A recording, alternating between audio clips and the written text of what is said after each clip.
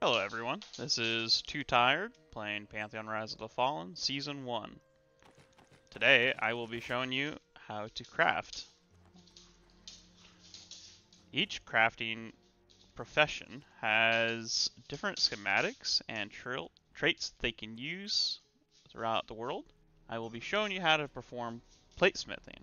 However, most of the stuff that you can see here will be valuable among the other professions in similar manners. Most things will be similar in most cases.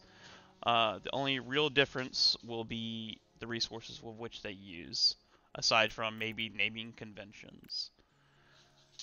As we look at the platesmith, we have a variety of different schematics. We have ore smelting, Ashurian kite shields, and tower shields, and the braces along with the refining of the ores and stuff.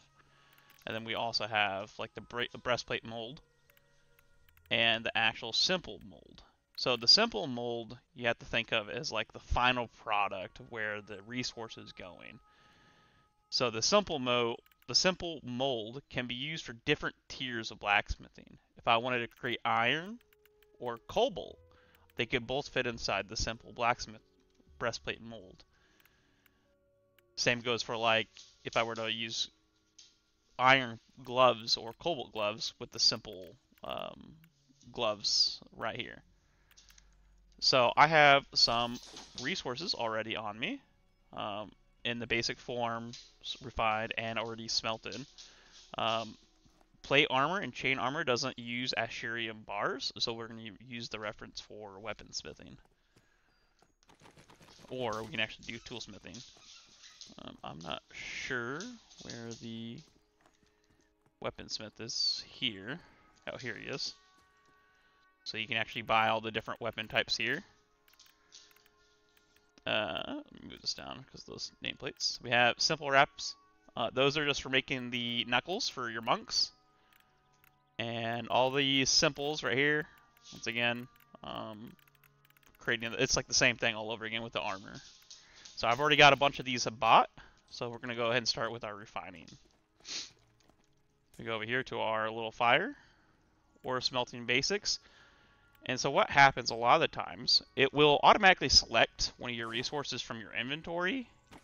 But if you have more than one type of resource to be allowed to mine, it may pre-choose the one that's like the Ashite ore here, but it might not also. So sometimes you can just if there's nothing there, you can just right-click the resource and it'll autofill into it.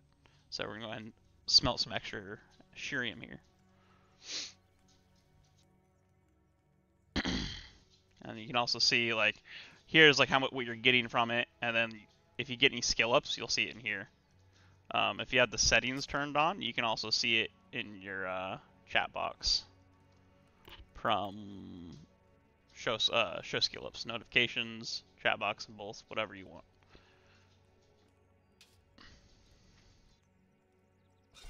I'm already a melting of 60 of 66.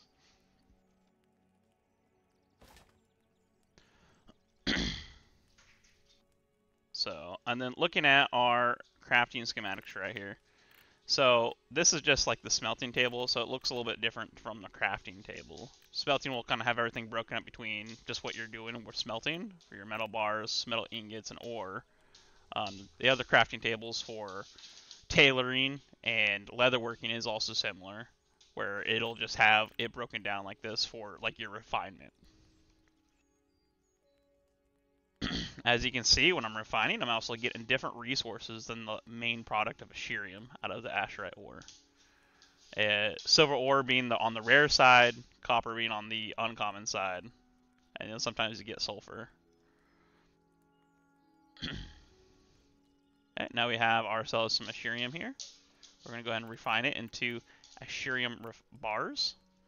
This can also be used to create ash and bronze ingots, which require also copper and Ashurium. We'll make an extra few bars here. So we'll stop at 12.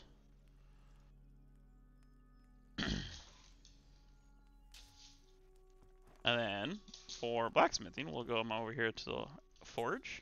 So there's gonna be a lot here because I have a bunch of stuff. These are all the schematics I have in my schematics bag currently. These are everything from weapons to all my iron equipment to all my harvesting and everything else. You can always find that here in this professions tab in the schematics bag. Whenever you complete a quest, it'll probably, like whenever you complete your crafting quest that you haven't done before, you can, it'll pop up in your inventory and you can just right click it out of your inventory like this and it'll autofill into your schematics bag. So onto the actual crafting. So all of these drop down boxes make life so much easier. So we're going to go and close all of these first. We have these tabs here, but there's like a weird bug with them going on right now, so I don't like to touch them. So I just manually come down here and just minimize everything to begin with to make it easier to scroll through.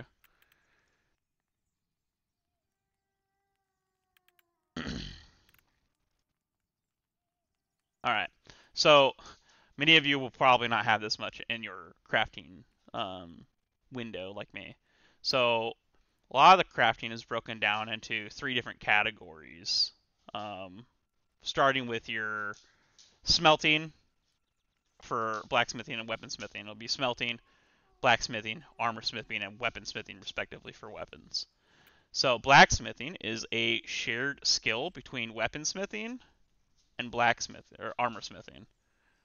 A lot of this stuff will, so blacksmithing goes respectively to your actual blacksmithing skill, and this is like the intermedium between the actual weaponsmithing or armor smithing. So I'll show you what I mean. When we take a look at weaponsmithing, let's take a look at one of our one-handed weapons, such as the dagger. We have the Asherium dagger blade. When we click on this, it shows us the respective amount of resources that we need. In this case, 2 Asherium bars. We'll go ahead and craft that. Go there. And it makes us a dagger component. But now, how do we craft a weapon? Well, under weaponsmithing, it says crafted weapons. Well, unclick that, and it shows us all the different weapons that I currently have schematics for. So we're made a dagger. We'll go to simple dagger, like the simple schematic I told you before. And we have weapon hilt.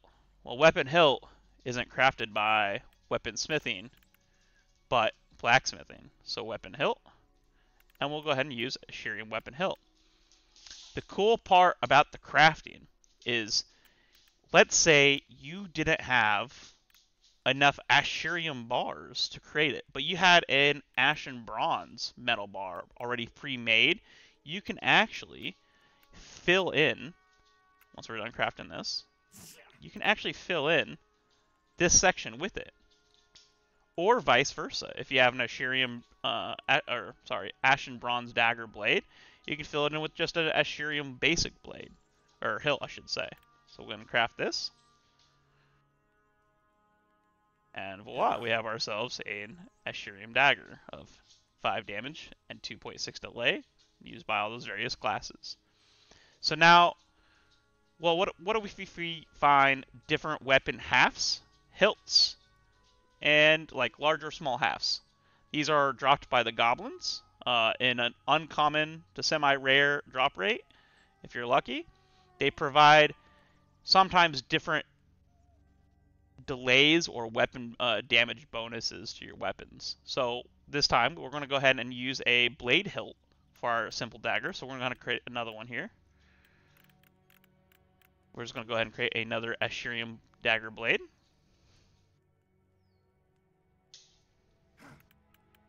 But instead of crafting another hilt like we did before, we'll just use the simple dagger and use the rockbone blade hilt. Sometimes it may not work because there's like a bug with the blade halves and hilts. So you might see some varying returns during Season 1. Here we go. So this one, so the first one we crafted was the Asherium blade, 5 damage and 2.6 delay. But the one that we just used the rockbone hilt for is 6 damage and 2.7 delay. So you're getting extra damage, but 0.1 second slower. It's very minimal difference for speed, but Never know, that one extra damage over time might save your life. So that is how you craft in Pantheon, Rise of the Fallen, Season 1. Once again, I am Tootired. I am the not CEO, wow, jeez. The crafter, the original creator of the Crafter's Compendium, and the guild leader of Sleepless Wanderers. Thank you. Have a good day.